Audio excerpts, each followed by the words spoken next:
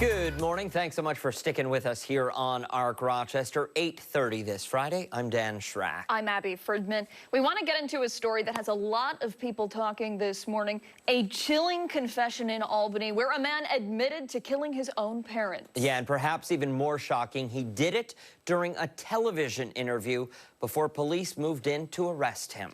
Authorities say 49-year-old Lorenz Kraus confessed on camera that he killed his parents, Franz and Teresa, who vanished in 2017.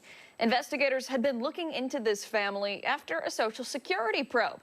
That's where they uncovered human remains believed to be the couple buried in the backyard. Now, Kraus contacted our sister station, WRGB, requesting an interview, sitting across from anchor Greg Floyd. He calmly described suffocating his father, strangling his mother, and burying both of them, saying he wanted viewers to judge for themselves.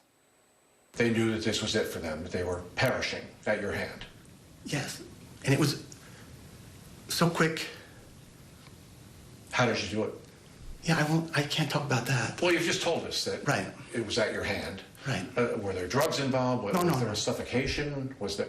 You suffocated them. You suffocated your parents. Yeah. That was the best way to take their lives, through suffocation. Basically. Which parent did you suffocate first? My father, and after he died, my mother put her head on his chest, and she was there for a few hours, and then I finished her.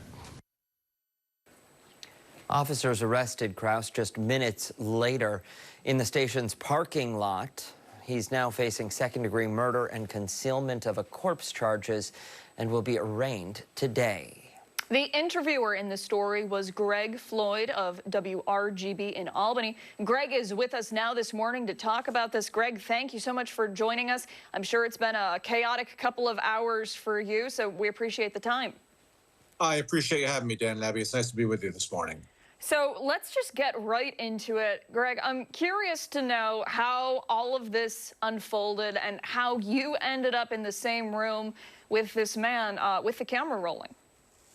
Basically, he contacted us after police held a news conference at 2 o'clock yesterday afternoon, and he talked about wanting to get part of his story out. He had a statement. We called it a manifesto. He called it a statement that talked a lot about government and things like that, and he wanted us to publish it online, and we told him we would. Our news director, Stone Grissom, told him that we would if he would do an interview with us. So he agreed. He came to the station. He saw that it was on our website, and he sat down. He made it clear right from the get-go that he would only talk about burying his parents. He did not want to talk about what happened to his parents.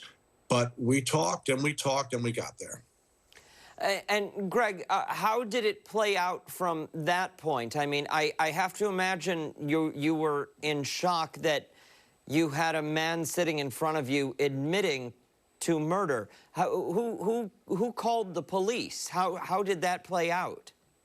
Well, our station was involved with that. I was not involved with that. But it was shocking, and I think one of the things that made the interview work was the fact that there was no preparation. You know, I was told about it minutes before, and we just sat down immediately, and I basically just reacted to him and took him where I think he wanted to go. But you're right, it was, you know, as you watch the interview, even as I watch it, it's chilling. But I just tried to, you know, stay calm and stay focused and let him do most of the talking.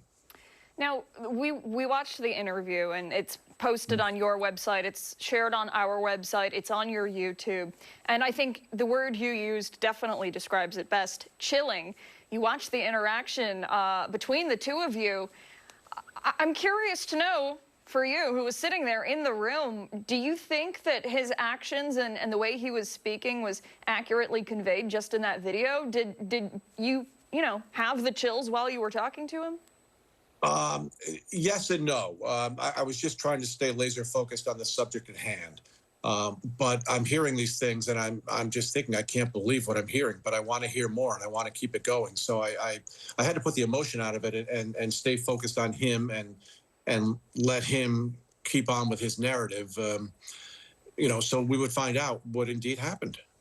What else was going through your mind as this is happening? Because I have to imagine you're thinking to yourself, stay lasered focus on this, but, you know, your mind is in 1,000 places at one time at that point, right? Sure, but I know I thought that I didn't want to make it about me. I wanted to make it about what happened that day 8 years ago. And I think it's important to keep in mind that, you know, we're still talking about the deaths of two people who, you know, were in essence children of World War II and who didn't deserve to die and did. And I, you know, I want to keep the focus on that too, I think. Absolutely. And, you know, watching you interview Lorenz, you didn't let him just talk about the manifesto or the post that he wanted shared. You grilled him, literally, for answers about what happened to his parents.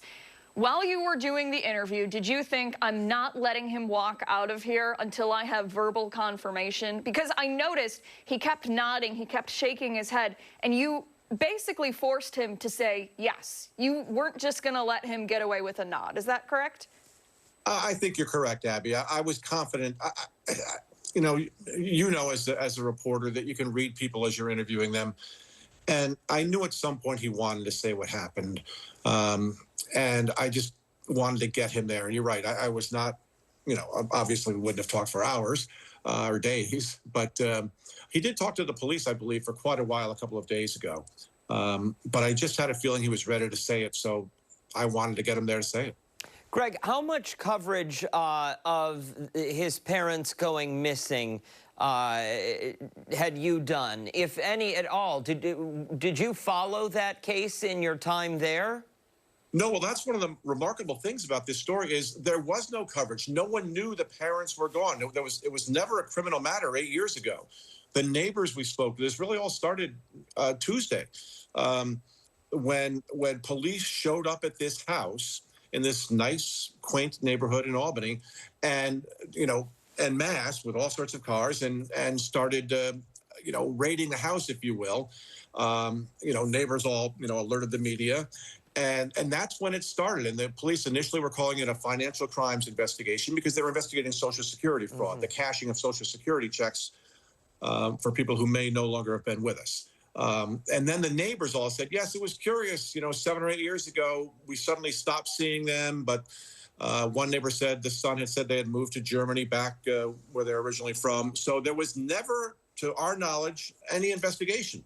Nothing ever became of this until Tuesday. And it's all transpired in the 3 to 4 days since then. Wow. And obviously there is no justification for taking a life by any means, but for somebody who's maybe unfamiliar with this story and is watching for the very first time, what was Lorenz's explanation here? Well, that's what got us to the confession. He started telling me about his parents' deteriorating health, and he talked about something that happened to his mother, and his father had dementia, and he was worried about both of them. You know, so it was clear that you know, in his own way, he seemed to love his parents and care for his parents, and I believe he thinks he was serving them by taking their lives. It makes, you know, and I certainly am not a clinician, and we'll learn much more, I'm sure, as we go forward. But, you know, why both would be deteriorating mentally and physically at the same rate seems a little odd and incredibly coincidental.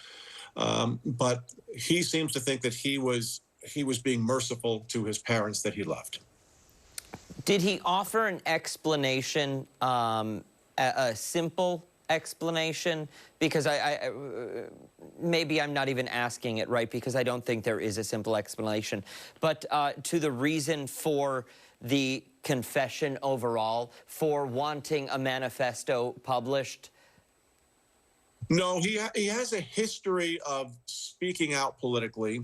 He was actually on the presidential ballot in New Hampshire in 2020, I think it was. Which I believe anyone can do for paying $1,000 fee. He's had some I don't know what verb I want to use, but some very interesting writings online. You know, he's obviously a very intelligent person, but you know, he has espoused views over the years. You know, we never talked about the statement of the manifesto. I didn't want to give that any credence, and I wanted to talk about what happened. So. Okay, understandable. And he's expected back in court today, yes? Yes. What can we expect from that?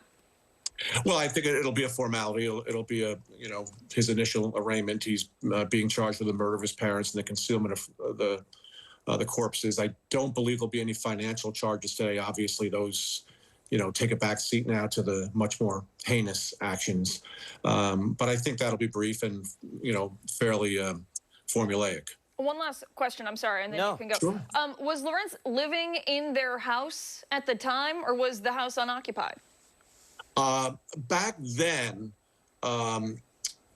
he was coming and going back then. And then after the killings, he did not live in the house for quite a while. I lived across the river in Troy. And then about a year or so ago, he started coming back to the house and living there. He always took care of the house over the years. So it, you know, looked nice, so it wouldn't raise suspicion. So, you know, nobody would want to foreclose on it and sell it and start snooping around the backyard, I think, you know. I asked him about that. Was that always on his mind, the fear of getting caught? And he said yes, somewhat to that, you know. But he, you know, he tended to their graves, as he called them, and took care of the house all these years. And there's no spouse or significant other of his? No spouse and no, I don't have any knowledge of a significant other, no. All right. All right. Greg Floyd, remarkable story, truly remarkable. Yeah, thank you for your time today. We really appreciate it. Appreciate the breakdown. And I imagine much more will come from this story, so we will definitely encourage folks to follow you, to keep a closer eye on this. All right, Dan and Abby, thank you so much for listening and for having me on. Thank you. Absolutely, thank you.